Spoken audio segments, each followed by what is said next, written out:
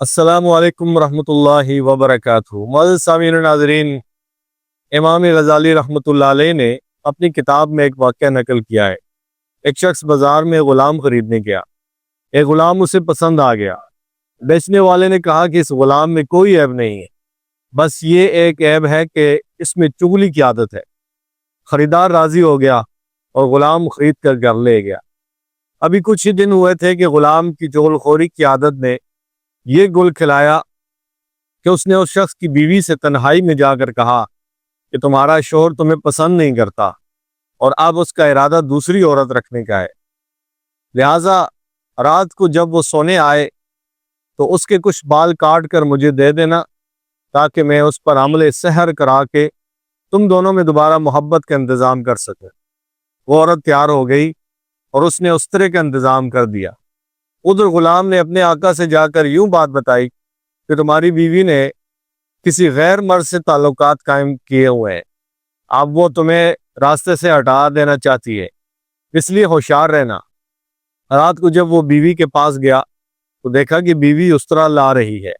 وہ سمجھ گیا کہ غلام نے جو خبر دی تھی وہ کچی نہیں تھی، اس لیے قبل اس کے کہ بیوی کچھ کہتی اس نے اس طرح سے اس بیوی کا کام تمام کر دیا۔ بیوی کے گھر والوں کو اس واقعے کا علم ہوا تو انہوں نے آ کر شوہر کو قتل کر دیا۔ اس طرح اچھے خاصے خاندانوں میں خون ریزی کی نوبت آ گئی۔ عزیزان گرامی قدر، چغلی ایسی بری بیماری ہے جس سے معاشرہ فساد کی اماجگاہ بن جاتا ہے۔ اس لیے حضرت حذیفہ رضی اللہ تعالیٰ عنہ بیان کرتے ہیں کہ میں نے خود رسول اللہ صلی اللہ علیہ وسلم کو فرماتے ہوئے سنا، لا يدخل الجنت نمام، کہ چغل خور آدمی جنت میں داخل نہیں ہوگا۔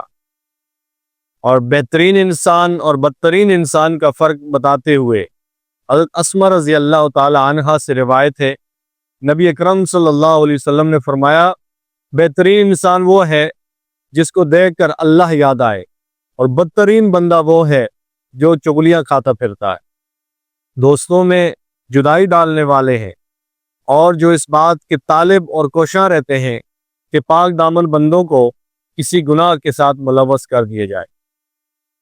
چغل خوری کسی کے مابین فتنہ ڈالنے کے لیے ایک کی دوسرے کے سامنے برائی کرنا ہے، یہ بہت سخت گناہ ہے۔ نبی اکرم صلی اللہ علیہ وسلم کا گزر دو قبروں کے پاس سے ہوا تو فرمایا ان دونوں کو عذاب ہو رہا ہے، اور کسی بڑے گناہ کی وجہ سے نہیں، ان میں سے ایک تو پیشاب کی چھینٹوں سے نہیں بچتا تھا اور دوسرا چغل خوری کیا کرتا تھا۔ حضرات محترم،